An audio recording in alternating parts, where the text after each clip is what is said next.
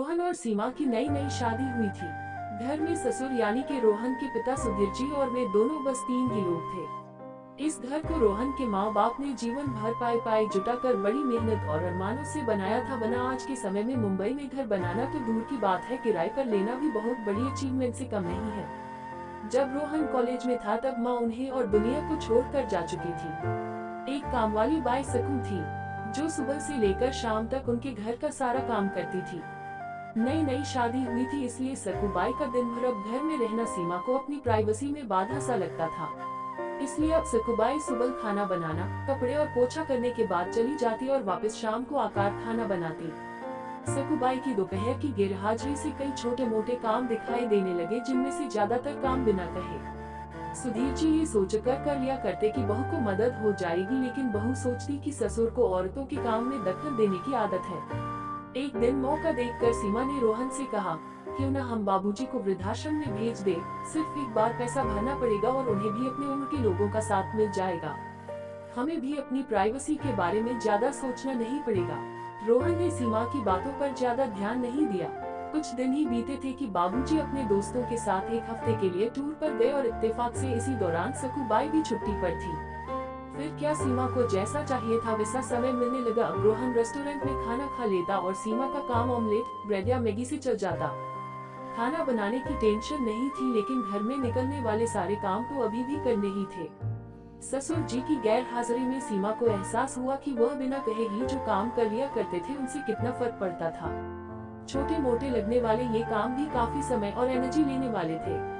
कुछ दिन बीतने के बाद एक दिन रोहन सीमा को कहता है, चलो आज कहीं बाहर घूम कर आते हैं। सीमा बड़ी खुशी खुशी सच कर बाहर घूमने के लिए तैयार हो जाती है। रोहन सीमा को अपने घर से 4 किलोमीटर दूर एक चौल में लेकर आता है। एक आदमी रोहन के हाथों में एक चाबी देता है। रोहन उस चाबी को लेकर चौल का एक कमरे का दरवाजा खोलता है।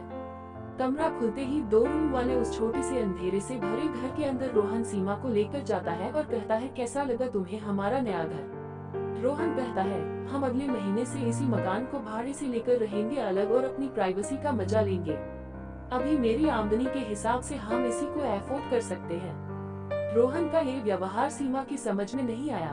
वो चौंकते हुए कहती है, हमारे पास अपना इतना बड़ा घर तो है, फिर क्यों हम भाड़े से रहेंगे। रोहन उसे टोकते हुए कहता है, सोच समझ कर बोला करो, वह घर हमारा नहीं है, वह माँ बाबूजी का है।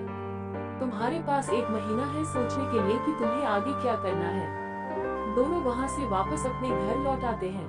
पूरे रास्ते सीमा के दिमाग में तरह तरह के विचार चल रहे थे। घर पहुँचते ही उसने रोहन से कहा, माना कि यह घर माँ बाबूजी का है, लेकिन क्या हमारा इस पर कोई हक नहीं है। रोहन ने कहा, बिल्कुल है, लेकिन माँ बाबूजी के बाद जब तक वह है तब तक तो नहीं। अगर तुम्हें हक समझ में आता है तो तुम्हें जिम्मेदारियाँ भी समझ में आती होंगी। सिर्फ हक के बारे में सोचकर और अपनी जिम्मेदारियां भूलकर स्वार्थी होना क्या भला अच्छा होता है। सीमा के पास रोहन के इस सवाल का कोई जवाब नहीं था। वो सोचने लगी कि उसने अपने क्षणिक सुख के स्वार्थ के लिए इतने नीचे गिरकर ऐसी घटिया सोच अपने दिमाग में आने दी। उसे मन ही मन पछतावा होने लगा।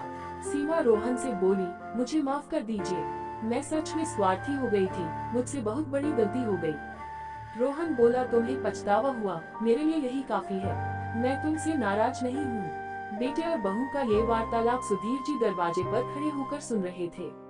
उन्होंने आसमान की तरफ देखा और बोले, भाग्यवान तुम, धन्य हो जो तुमने ऐसे बेटे को जन्म दिया है। उन्होंने दरवाजा खटखटाया। बहू ने दरवाजा खोला तो उनके हाथों में पकड़ी थैली से गरम गरम समोसों की सुगंध उसको आने लगी। ससुर ने अपनी बहू से कहा, वो कोने वाले हलवाई के पास से लाया हूँ, तुम्हें बहुत पसंद है ना। सीमा को अपने ससुर के प्रति विचार और ससुर के उसके प्रति प्यार, उन दोनों का फर्क समझ में आते ही उसकी आंखों में पश्चाताप के आंसू और चेहरे पर अपने परिवार के प्यार के कारण मुस्कान आ गई। दोस्तों, इंसानी दिमाग में दिन भर में हजारों विचार आते हैं, कुछ अच्छे कुछ बुरे, लेकिन किसी भी विचार को शब्दों में परिवर्तित करने से पहले उनको समझना बहुत जरूरी है। अक्सर विचार और वास्तविकता एक दूसरे से मेल नहीं खाते हैं। हमारे बुजुर्ग जो हमें बोझ लगते हैं, जिनसे हम बात बात में चीर जाते हैं, और ऐसा इसलिए होता है क्योंकि हम स्वार्थी होकर सोचते हैं और हम उनके योगदान को समझ नहीं पाते। वो हमारे जीवन में बहुत अहम किरदार निभाते हैं।